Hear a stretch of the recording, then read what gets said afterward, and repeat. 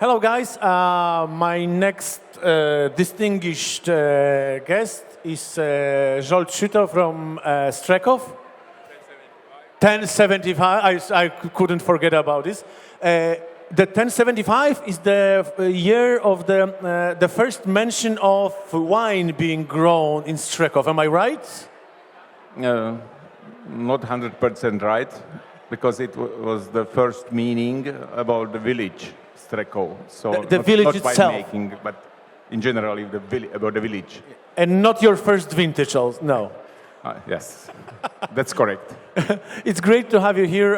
Strekov wines are very popular and I would say iconic as a natural wines in Poland, being here in the market for many years and have like a strong following for really many years. And I know what I'm talking about. I had a few of them like yesterday and the day before. And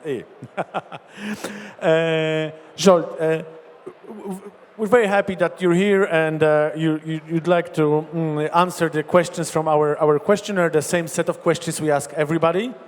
Chris Chida right now was really mongered and gave some uncomfortable, let's say, answers, saying that wine, in his opinion, is getting too much into the pop culture, that people forget about the farming, how important it is. He was a bit skeptical. I wonder what will be your take to those questions. But I will start with the simple one. What are you looking in the wine? When you drink wine, when you open wine, what is the thing you're looking for? So I can separate for two basic things about the wine, what I'm looking for. First is a little bit materialistic.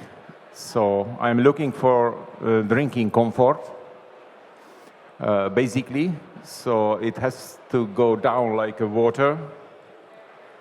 And the second one is a reflection of my body.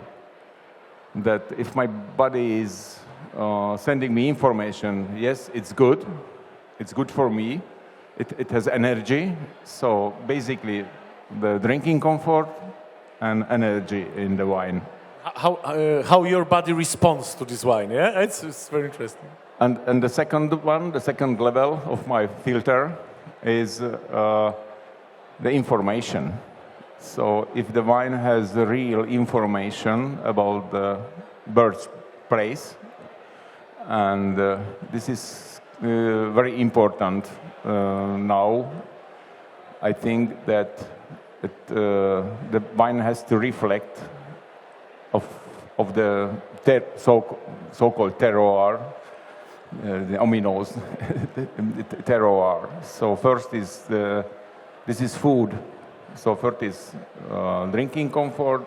If I feel the energy for my body, and also the next one is about my fantasy.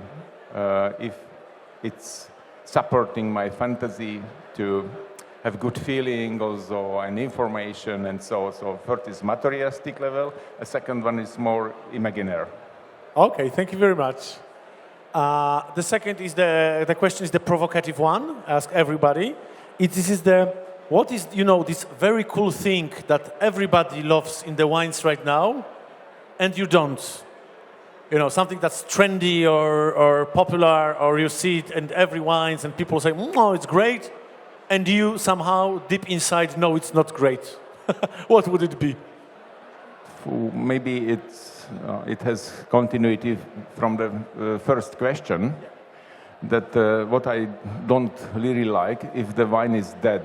So I don't like the mummification of the wine.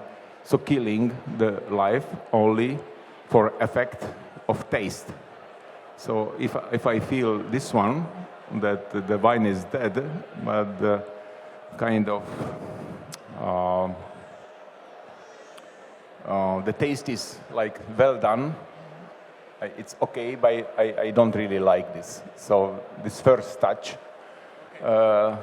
wines I don't really like. Okay, thank you. And now the personal question about your life and wine. What is the most important thing that wine gave you? You personally, what do you owe to wine? How it affected your your life, you know? I think the wine gives me to improve my value system. So from the beginning of my winemaking, like a professional winemaking, it gives me reflection of the values, what I really prefer, what I really don't prefer. So it's cleaning my thinking about the life, not only about the wine. So thanks to wine, I am maybe better. I don't know. I want to be. Thank you. And another fourth question is, if for some reason you would not be a winemaker, if the fate, your life would take a different course, and you wouldn't be making wine, what do you think it would be? What would you be doing if it wasn't wine? I can't imagine. I'm like an electrical engineer, studied electricity and engineering, and I don't know what I would be if we are looking for this question like more what I would like to do. Yeah. Yes, it could be like, what would you like to do if not wine? Maybe wine bar. Not making wine, but I'm sure I would look after my circumstances, my maybe like society around me.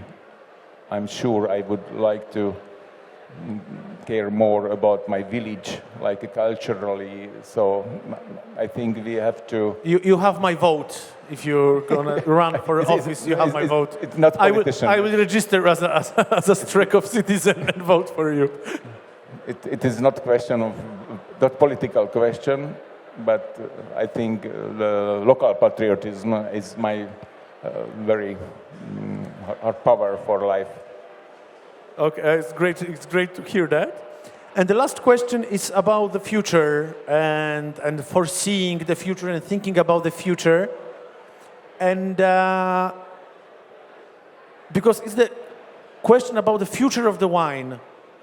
Because people come to this stage, and some say, "Oh, it's gonna be fine. Wine has been here for like 10,000 years, and will be for another 10,000 years. So don't worry."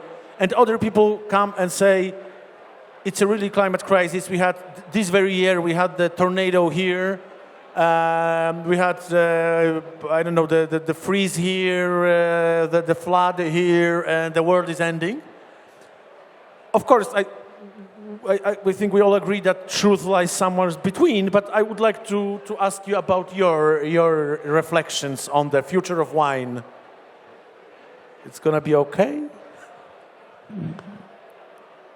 I'm thinking about the wine not only materialistically, but yes, we have a lot of problems with wine growing, with our fields, and I think if we are looking for how to save the wine, maybe it's like a recipe of we can save our life for the future. How we can save also for our children the fields, the villages, the values. So we have to work and to understand more the wine vineyards and kind of sustainable working in the vineyard.